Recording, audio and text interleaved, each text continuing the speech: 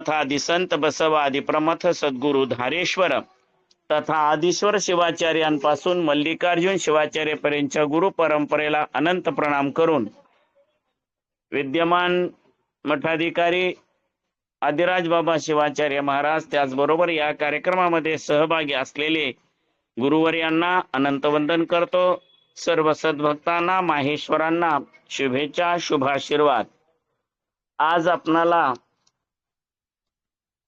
एका वेगळ्या कार्यक्रमाची संधी प्राप्त झालेली आहे। गर्भाष्टमी कृता दीक्षा मुख्यासा षोडशावधी गवणित अधूर्ध मधमा वीरशैवान्वयायी नाम। वीरशैवांचा जनन आणि मरण याबद्दल बोलत असताना लिंगेन सह जीवत्वम लिंगेन सह पंचत्वम अशा प्रकारचा सिद्धांत आपणाला सांगितलेला आहे। आमच्या आईच्या पोटी आम्ही 7व्या महिन्यामध्ये किंवा 8व्या महिना म्हणा, 7वा महिना पूर्ण झाल्यानंतर 8व्या महिन्यामध्ये आम्हाला श्री गुरूंच्या हस्ते प्राप्त झालेलं लिंग अखेरपर्यंत आम्ही आमच्या बरोबर ठेवतो। आणि ज्या वेळेला आमची समाधी प्रक्रिया करायची असते त्याच वेळेला गुरु उपगुरु म्हणजे जंगम आमच्या हातावरती लिंग ठेवून आमची समाधी करतात। आणि अशा प्रकारे आईच्या पोटापासून जमिनीच्या पोटात जाईपर्यंत ज्यांचं नित्य शिवार्चन चालू आहे, जे नित्य पूजा जप ध्यान करता आहेत, त्यांच्यासाठी महालयाचा कुठलाही विषय नाही हे आपल्या धर्मशास्त्रात सांगितलेलं आहे। आपल्या व्यक्ती काही अधुऱ्या अपुऱ्या राहत नाहीत, त्या कैलासाला गेल्या किंवा स्वर्गात गेल्या आणि पुन्हा देव झोपलेले आहेत म्हटल्यानंतर खाली आल्या आणि त्यांना आता नैवेद्य द्या वगैरे, ही परंपरा जी आपल्या सनातनी मधल्या मूर्ती पूजकांची आहे ती आपल्या वीरशैव लिंगधारकांची लिंगायतांची नाही आहे। वीरशैव लिंगायत हे कायमच लिंगाची पूजा करत असल्या कारणाने, प्रत्येकाच्या गळ्यामध्ये लिंग असल्या कारणाने त्यांना वेगळ्या पितरांना बोलवण्याची किंवा इतर कावळ्यांना, इतर पक्ष्यांना किंवा कुत्र्या मांजराला, गाईला, पाण्याला कुठेही त्या नैवेद्य देत बसण्याची आवश्यकता भासत नाही। लिंगामध्ये जगत सर्वम, लिंगामध्ये या सगळ्या गोष्टी आहेत। पृथ्वी, पाणी, अग्नी, वायू, आकाश या पंचतत्वांचंच हे परब्रह्म स्वरूप आहे। आणि त्या परमेश्वराप्रमाणेच तदांश जीवात्मका म्हणत असल्यामुळे आपला जीव सुद्धा तद्रूपच आहे। फक्त हे लिंग अत्यंत आवश्यक आहे। ज्या वेळेला आपण लिंग धारण करून घेतो किंवा त्या संबंधीचा विधी होतो त्यावेळेला प्रधान कलश, पुण्यावाचन, पूर्वजांचं स्मरण म्हणून नांदी समाराधना आणि आचार्यावरण किंवा आमचे पंचाचार्य, पंचतत्व, पंचभूत पूजन हे आमच्यासाठी अत्यंत महत्वाचं आहे। कुणी नवग्रह स्थापना करतात, कोणी स्त्री किंवा पुरुषानुसार मग पंचमाता, सप्त चिरंजीव अशाही देवतांची पूजा करताना दिसतात। मात्र इष्टलिंग ज्या वेळेला आपल्याला घ्यायचं आहे, आपल्या बाळासाठी लिंग घ्यायचं आहे, तेव्हा आईची जबाबदारी आहे की ते लिंग एकदा आपल्याला प्राप्त झालं की स्वतःच्या लिंगाबरोबर त्या लिंगाची नित्य पूजा करणे। लिंगाची पूजा करत असताना स्वतःच्या लिंगाला जसा अभिषेक करतो तसाच बाळाच्याही लिंगाला अभिषेक करायचा। दोन्हीही लिंग आपल्या करतळावर ठेवायची। त्या दोन्ही लिंगांना पंचामृत असेल, दशपंचामृत असेल किंवा आपणाला शुद्धोदक असेल, उष्णोदक असेल, त्या सर्वांनी लिंगाला व्यवस्थित रीतीने अभिषेक करायचा आणि जास्तीत जास्त जप कसा करता येईल याचा प्रयत्न आपण करायचा। सामान्यतः आपण जितका जास्त जप करू तेवढा आपणालाही आणि आपल्या पोटात असलेल्या बाळाला देखील आनंद, सौख्य प्राप्त होणार आहे, आरोग्य प्राप्त होणार आहे। आणि म्हणून आपण जास्तीत जास्त जप करावा, ध्यान करावं, पूजा तर केलीच पाहिजे। त्रिकाल परमरहस्य ग्रंथात षटकाल पूजेचा सिद्धांत सांगितलेला आहे। बरेच लोक म्हणतात 6 वेळ आंघोळीने 6 वेळ पूजा करायची म्हटलं तर दिवसभर तोच उद्योग, दुसरं काय कसं करणार आपण। परंतु आजच्या विद्यमान स्थितीचा आपण विचार करत असताना सामान्यतः या पूजेची पद्धती आपण समजून घेतली पाहिजे। कदाचित षटकाल पूजा आपणाला जमली नाही तरी त्रिकाल पूजा कासेना पण आपण निश्चित केली पाहिजे। पहिल्यांदा आपण षटकाल पूजेकडे समजून घेऊया। इष्टलिंगाची पूजा ही अंतर्बाह्य पूजा आहे.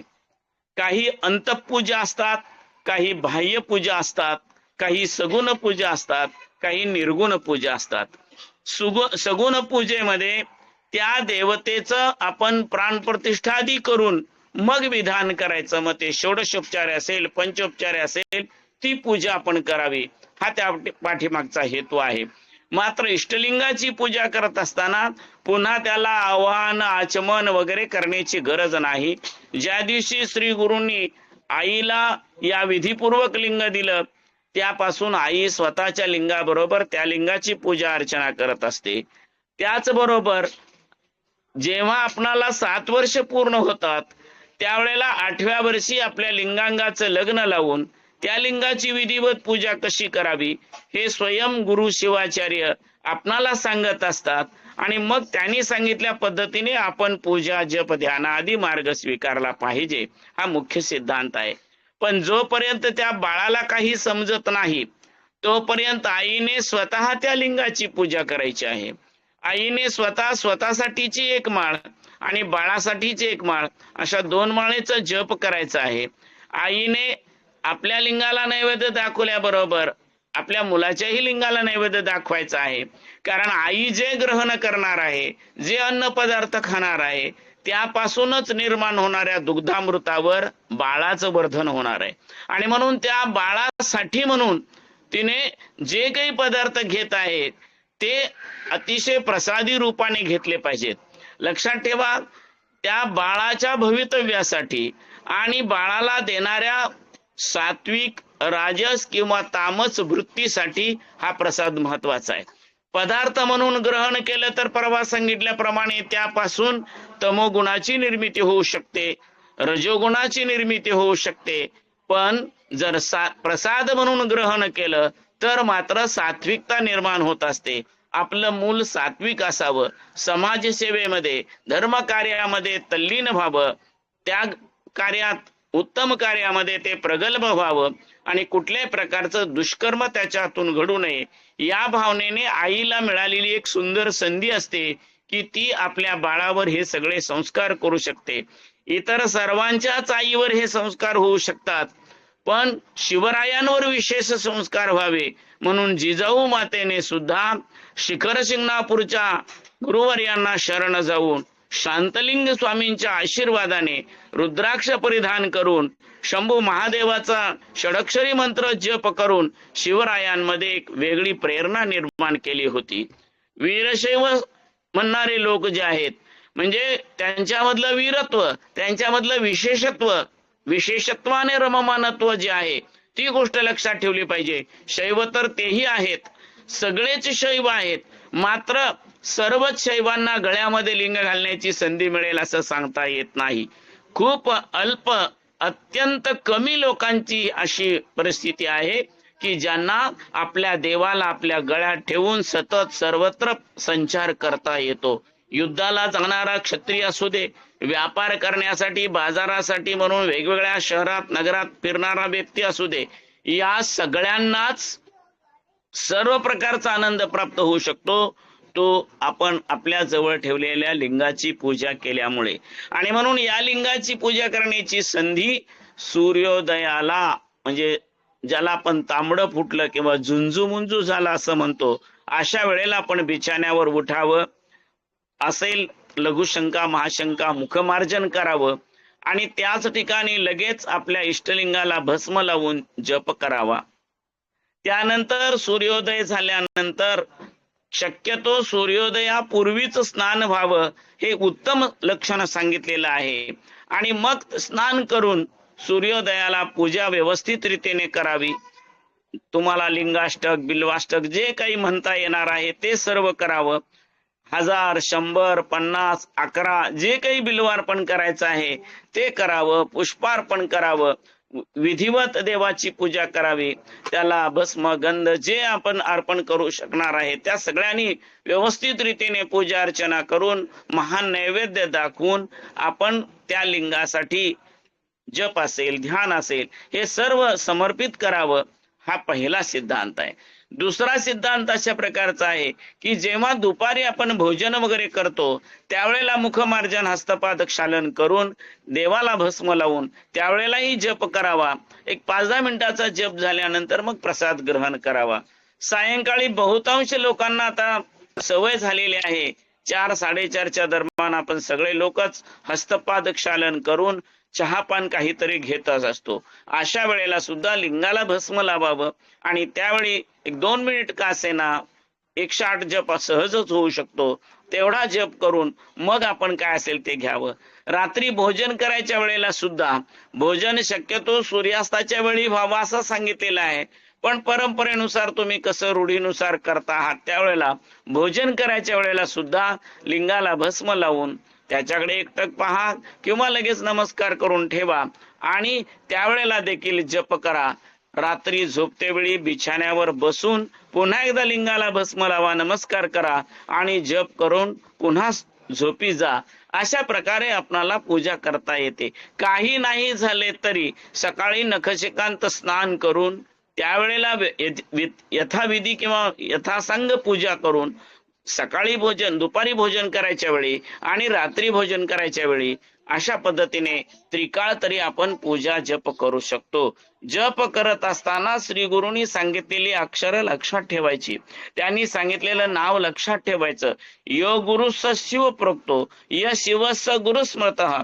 त्यामुळे गुरु आणि शिव वेगळा नाही हे लक्षात ठेवूनच श्री गुरूंना साक्ष ठेवून श्री शिवाला साक्ष ठेवून आपण षडाक्षरी अथवा पंचाक्षरी जप करायचा आहे. त्या मंत्राचा जप झाल्यानंतर मग आपण बाकीचे काय जलपान असेल किंवा अल्पोपहार असेल अथवा भोजन असेल ती क्रिया केली पाहिजे. जोपर्यंत लिंग पूजा जप ध्यान करत नाही तोपर्यंत पाण्याचा थेंब सुद्धा घ्यायचं नाही. हेच वीरशैवांचं मुख्य व्रत आहे. वीरशैवा हीची व्रत लिंग देही अखंडित, शरीरावर नित्यनेमाने लिंग असलं पाहिजे. आणि जेव्हा जेव्हा आपल्याला काही ग्रहण करायचं आहे, निद्रा करायची आहे, निद्रेतून उठल्या उठल्या स्नान केल्या केल्या अशा पद्धतीने आपण नित्यनेमाने लिंगाची विधिवत पूजा केली पाहिजे.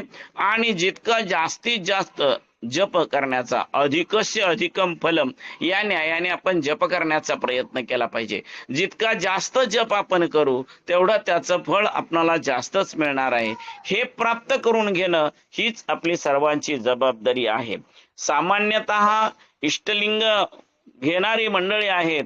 कित्येक लोक मी पाहिलं की अनेक लोकांना त्या लिंगाला एका बाजूला खून आहे, चिन्ह आहे, ते चिन्ह आपल्याकडे करून पूजा करत असतात. वास्तविक पाहता ते चिन्ह आपल्याकडे करायचं नाही तर आपल्या अंगठ्याकडे आपल्या डाव्या बाजूला करायचं आहे. जसं पिंडीची जलहारी आपल्या डाव्या बाजूला असते आणि आपण पूर्वेला तोंड करून लिंगाची पूजा करत असतो, तसंच आपल्या इष्टलिंगाच्या मध्ये वरकांती केलेली असली तरी त्याच्या आतमध्ये लिंग आहे आणि त्याची जलहारी ज्या बाजूला आहे त्या बाजूला ती चिन्ह ओंकार लिहिलेले असते, एखादा बिंदू काढलेला असतो किंवा एखादी रेषा ओढलेली असते, ते चिन्ह केलेलं आहे त्या आपल्या अंगठ्याच्या बाजूला करून आपण विधिवत पूजा केली पाहिजे. हे सर्वांनी लक्षात ठेवलं पाहिजे. अनेक वेळा लिंगाला भस्म लावायचं, मग ते अनामिकेने लावायचं, अंगठ्याने लावायचं की मधल्या बोटाने लावायचं, का ह्या 3 बोटाची एक एक टिकली ओढायची, असे अनेक लोकांचे प्रश्न असतात. आपण सर्वांनीच लक्षात ठेवायचं आहे की कुरंग मुद्रा म्हणजे अनामिका, मध्यमा आणि अंगुष्ठ या 3 बोटांनी आपण भस्म लावलं पाहिजे. म्हणजे अनामिका आणि मध्यमा ही 2 बोट उजवीकडून डावीकडून उजवीकडे ओढावी आणि अंगठा उजवीकडून डावीकडे न्यावा. अशा पद्धतीने अनुलोम विलोम पद्धतीने भस्म लावावं. परंतु बऱ्याच वेळा ते शक्य होत नाही, कारण ते करत असताना एकमेकाला बोट चिकटण्याची शक्यता असते. तिन्ही रेषा स्वतंत्र असल्या पाहिजेत. भस्म एकमेकात गुंथू नये, त्या रेषा एकमेकाशी चिकटू नयेत याची काळजी आपण घेतली पाहिजे. आणि म्हणून मध्यांगुली त्रयेनैव मधल्या 3 बोटांनी भस्म लावावा असं सिद्धांत शिखामणीमध्ये आपल्याला सांगितलेलं आहे. त्याला अनुसरून आपण तशा पद्धतीने भस्म धारण करावं.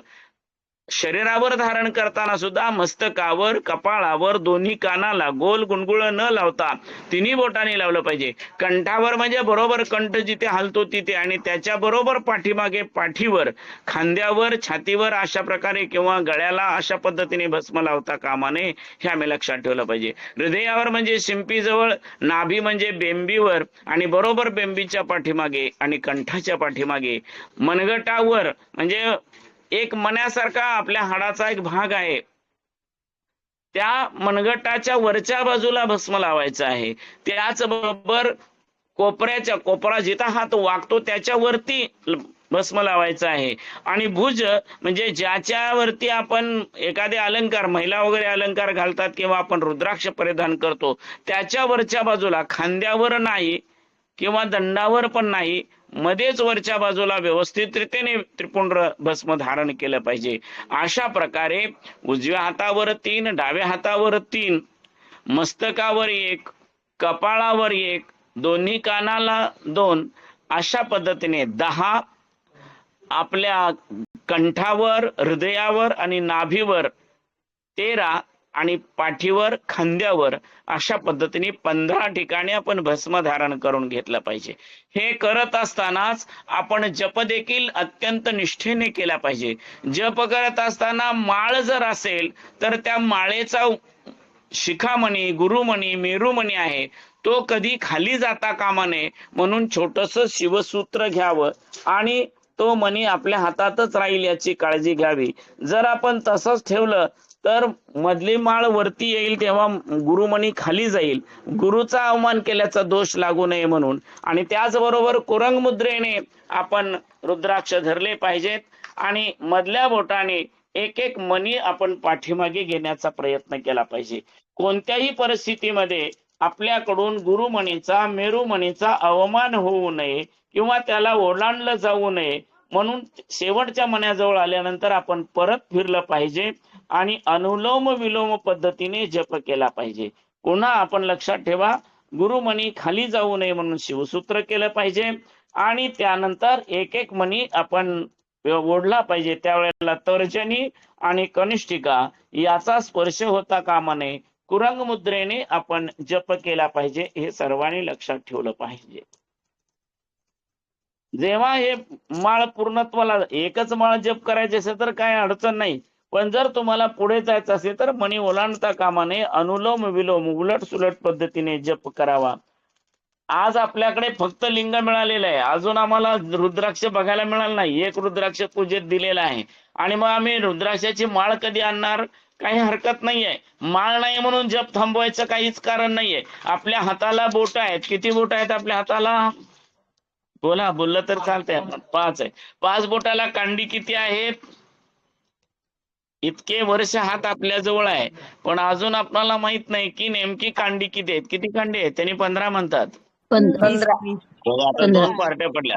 एक जण 14 म्हणतात, एक जण 15 म्हणतात. अजून किती आहे? 14 बहुमत. लक्षात ठेवा. म्हणूनच आपणाला सांगितलेलं आहे 14 विद्या तुमच्या हातात आहेत. 14 विद्या तुमच्या हातात आहेत म्हणजे कांडी आहेत. या प्रत्येक कांडीजवळ एक एक विद्या आहे, असतो हरकत नाही. आता कुरंग मुद्रेचा विचार करत असताना अंगठ्याला 2 कांडी आहेत, म्हणून मध्यमा आणि अनामिका याची सुद्धा 2 कांडी वापरायची, मधली 2 वापरायची नाहीत. 14 वजा 2 बरोबर 12 आणि 12 नव्हे 108. अशा प्रकारे जप होणार. आपणाला सकाम जप करायचा आहे. काहीतरी आमच्या घरामध्ये माझं शिक्षण व्हायचंय, माझं लग्न व्हायचंय, मला नोकरी लागायची, मला काहीतरी हवं आहे, लग्न झालं, आता मुलं पाहिजेत. अशा प्रकारे संसार हा मागण्यासाठीच आहे आणि त्यामुळे हे पाहिजे ते पाहिजे असा आपला भाग निर्माण होतो. त्यावेळेला आपण सकाम पूजा, मनात सकाम भाव आहे म्हणून अनामिका याच्या शेवटच्या कांड्यावर सुरुवात करायची.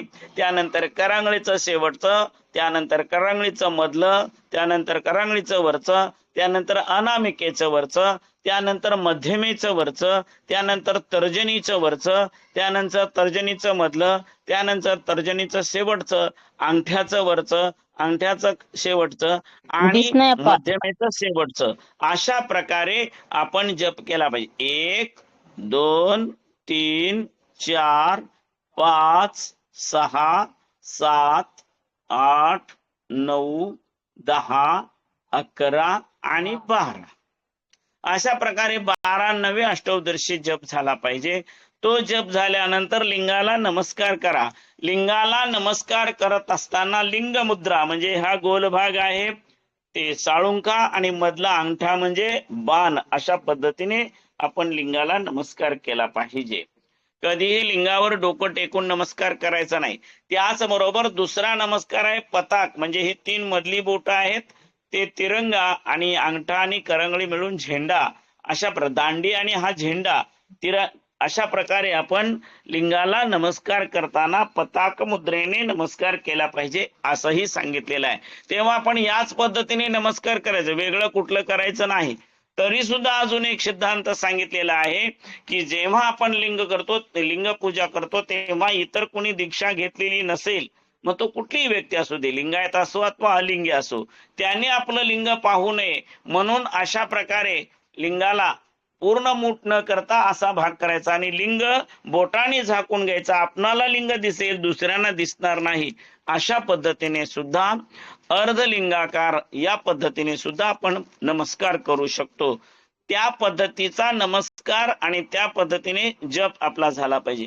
आता हा जप झाल्यानंतर सकाम जप केला, पुन्हा मात्र जप झाल्यानंतर लिंगाला नमस्कार करा, बेलफूल काढून ठेवा आणि पुन्हा लिंगाला पाणी घाला. लक्षात ठेवा, पहिल्यांदा लिंगाला पाणी घातलं, आम्ही भस्म लिंग पुसलं आणि भस्म लावून घेतलं. नेहमीच लक्षात ठेवायचं की लिंग पुसण्यासाठी स्वतंत्र वस्त्र पाहिजे आणि आपल्याला बसण्यासाठी स्वतंत्र आसन पाहिजे. आपण कुणाच्याही आसनावर बसायचं नाही, आपण कुणाच्याही माळेने जप करायचा नाही. आपली माळ आपल्यासाठी असली पाहिजे, आपलं आसन आपल्यासाठी असलं पाहिजे आणि लिंग पुसण्यासाठी वसन किंवा वस्त्र सुद्धा स्वतंत्र असलं पाहिजे. पहिल्यांदा लिंगाला पाणी घाला, स्वच्छ लिंग पुसून घ्या, त्याला भस्म लावा, आपल्या शरीरावर भस्म लावून घ्या. पुन्हा देवाला पंचामृत वगैरे घाला, पुन्हा देवाला भस्म गंध जे काही तुम्हाला अर्पण करायचंय ते सर्व अर्पण करून, बेल फुलं वगैरे अर्पण करून आता सांगितल्याप्रमाणे जप वगैरे करा आणि पुन्हा देव स्वच्छ धुवून घ्या. तो धुतल्यानंतर पुन्हा लिंगाला भस्म लावून घ्या आणि अनामिका या बोटाला म्हणजे करंगळी शेजारच्या बोटाच्या टोकाला भस्म लावून घ्या आणि त्यानंतर मध्यमेचं वरचं, तर्जनीचं वरचं, तर्जनीचं मधलं, तर्जनीचं शेवटचं, अंगठ्याचं वरचं, अंगठ्याचं शेवटचं, मध्यमेचं शेवटचं, अनामिकेचं शेवटचं, करंगळीचं शेवटचं, करंगळीचं मधलं आणि करंगळीचं वरचं अशा प्रकारे 11 वेळ स्पर्श करून जप करा आणि 12व्या वेळी ते भस्म जे अनामिका बोटाला लावलेलं आहे ते एका पेल्यामध्ये किंवा तुम्ही पळी घेतली असेल तरी हरकत नाही, त्या पूजेच्या पळीमध्ये शुद्धोदक घ्या आणि त्या पाण्यामध्ये गुरुनी सांगितलेला मंत्र बोटाने लिहा आणि पुन्हा ते लिंगावर अर्पण करा. गुरुलिंगाय नमः, शिवलिंगाय नमः, जंगमलिंगाय नमः असं 3 वेळ म्हणा. हे घेत असताना सुद्धा एक विशिष्ट प्रक्रिया आहे, ती करणं जरी आपल्याला शक्य झालं नाही तरी किमान एक गोष्ट आपण सर्वांनीच लक्षात ठेवली पाहिजे की लिंगावर तीर्थ देत असताना ते तीर्थ माझ्या अंगठ्यापासून किंवा कुठल्याही बाजूने, उजवीकडे डावीकडे समोर कुठूनही एखादा थेंब सुद्धा तीर्थ खाली पडू नये ही काळजी घेतली पाहिजे. जसं शंख व्यवस्थित असतो तशा पद्धतीने हात सुद्धा व्यवस्थित करून घ्यायचा. कुठल्याही परिस्थितीमध्ये हात मोकळा ठेवायचा नाही. बरेच लोक अशा पद्धतीने मुद्रा करतात. ही मुद्रा फक्त ध्यान धारणा करायच्या वेळेलाच करायची, एरवी करायची नाही. आणि लिंग बरोबर या खड्ड्यामध्ये व्यवस्थित ठेवून घ्यायचं आहे आणि तिथेच असा जो छोटासा आपल्या तळ हाताला खड्डा निर्माण झालेला आहे त्याच्यामध्येच तीर्थ पडेल याची काळजी घेतली पाहिजे. तीर्थ सांडता कामा नये, तीर्थ बांगड्याला लागता कामा नये, तीर्थ केसाला लागता कामा नये, तीर्थ कपड्याला लागता कामा नये. कारण आपण बांगडीची समाधी करणार नाही, केसाची समाधी करणार नाही किंवा कपडे सुद्धा समाधीला ठेवणार नाही. कपडे फाटले की टाकून देणार किंवा केस गेले तर कुठे टाकतो आपल्याला माहितच आहे, बांगड्या कुठे फेकून देतो आपल्याला माहित आहे. त्यामुळे या कुठल्याही वस्तूला तीर्थ लागता कामा नये, ते आपल्या शरीरालाच पुसून घ्यायचं. कारण याच शरीराची समाधीस्थ अवस्था केली जाईल. माती अससी मातीत मिळशी या न्यायाने समाधीस्थ म्हणून समाधीच करतात. रोज आपण ध्यानाला बसतो त्याच अवस्थेत बसून तुम्हाला भूमीमध्ये दफन क्रिया अर्थात रुद्र क्रिया समाधी क्रिया केली जाते. आणि म्हणून हे तीर्थ आमच्या शरीरालाच लागलं पाहिजे याची काळजी घेतली पाहिजे. आणि अगोदर आपण लिंगाला जेव्हा बेल फूल वाहतो, निरांजन ओवाळतो, आरती ओवाळतो, कर्पूर आरती ओवाळतो, त्यानंतर देवाला नैवेद्य पण दाखवला पाहिजे. तो नैवेद्य दाखवताना परवा सांगितल्याप्रमाणे सार आहे तेच देवाला अर्पण करायचं. म्हणजे केळ घेतली तर त्यातला गाभा देवाला अर्पण करायचा, खजूर घेतली तर बी आणि देठ काढून टाकायचा, साल देवाला अर्पण करायची, किंवा पेढा वगैरे असेल तर सर्वच समर्पण करायचं आहे. जे आपण खाऊ शकतो तेच लिंगाला अर्पण करायचं आणि तेच आता हे तीर्थ घेतल्यानंतर आपण प्रसाद म्हणून ग्रहण करायचं आहे. एकच गोष्ट लक्षात ठेवा की आपणाला गुरुलिंग जंगम ह्या तिघांची पूजा आहे, त्यानंतर रुद्राक्ष परिधान करतो आहे, त्यानंतर भस्म धारण करतोय म्हणजे 5 झाले, आपण जप करतोय म्हणजे 6 झाले, आपण नैवेद्य दाखवतो म्हणजे 7वं झालं, आणि तीर्थ घेतो म्हणजे 8वं. अशा प्रकारे आपण अष्टावरण पूर्ती केली पाहिजे.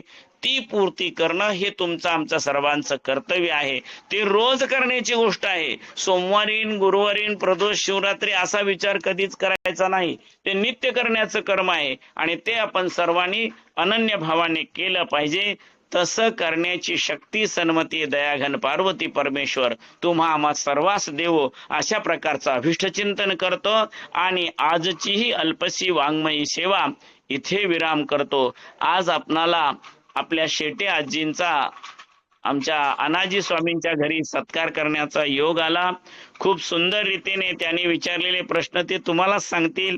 त्या प्रश्नोत्तराविषयी तुम्ही आजीनाच बोला. मात्र आज त्यांना भेटण्याचा, तसं तर त्यांना याच्या अगोदरच आम्ही शिंगणापूरमध्ये पाहिलेलं होतं, मात्र आज त्यांना पाहिल्यानंतर आणि त्यांच्या चर्चा झाल्यानंतर त्यांच्या चिरंजीवानी अत्यंत कष्ट घेऊन 3ऱ्या मजल्यावर आजी चालत आल्या. लक्षात ठेवा, किती 92 वर्ष त्यांचं वय आहे आणि एवढ्या वयामध्ये सुद्धा त्यांनी शरीर कष्ट देखील घेतात आणि समाजातल्या रूढी परंपरा ज्या काही वेगवेगळ्या परंपरा रूढ होत आहेत आणि मुख्य सिद्धांत बाजूला जातो आहे. लोक लिंग धारण करत नाहीत, पण मात्र श्राद्ध कर्म म्हाळ वगैरे करायला जोर दावताना दिसतात. कावळ्याला नैवेद्य दाखवायला लोक जातात, पण लिंगाला नैवेद्य दाखवून समोर प्रसाद घ्यायचं हे विसरून जातात. या आणि अशा प्रकारच्या अनेक गोष्टी त्यांच्याकडून आज आपणाला ऐकायला मिळाल्या. आणि समाजातल्या काही ठराविक लोकांच्या बरोबर काही मातृवर्गासोबत त्यांच्या फोटो देखील आज आम्ही स्टेटसला ठेवलेले आहेत, ते तुम्ही पाहू शकता. आजींच्या वयाकडे पाहता आणि त्यांच्या रोज होणारी आशीर्वचन प्रवचन वगैरे आहेत, ते पंचकर्णा वगैरे बोलतात, वेगवेगळ्या विषयावर त्यांचं सतत बोलणं चालू आहे. रुद्र वगैरे मुखोद्गत आहे आणि त्या सगळ्या दृष्टीने 92व्या वर्षी सुद्धा एवढं उत्तम रीतीने कार्य करत आहेत. त्यांना दीर्घायुष्य लाभावं आणि तुम्हाला सुद्धा त्यांचं अधूनमधून मार्गदर्शन होतंय.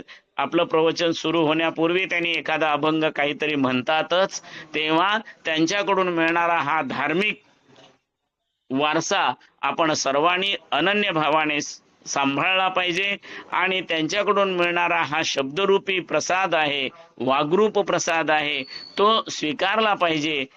त्यांनाही आणि तुम्हालाही अशा प्रकारे सेवा करण्याची, सेवा करून घेण्याची शक्ती प्राप्त हो अशी भावना व्यक्त करतो. आणि पुन्हा एकदा कावेरीताई शेटे आजी यांना शुभेच्छा देतो, शुभाशीर्वाद व्यक्त करतो आणि आपणाही सर्वांना शुभेच्छा, शुभाशीर्वाद गुरुवर्यांना वंदन करून हे वाक्पुष्प सद्गुरु चरणी समर्पित करतो. सद्गुरु धारेश्वर महाराज की, सद्गुरु मल्लिकार्जुन शिवाचार्य महाराज की, सद्गुरु अधिराज बाबा शिवाचार्य महाराज की जय. सद्गुरु धारेश्वर महाराज की, भारत माता की, गौ माता की, अपने अपने माता पिता की, हर हर सद्गुरु नीलकंठेश्वर अभियंता महाराज की जय.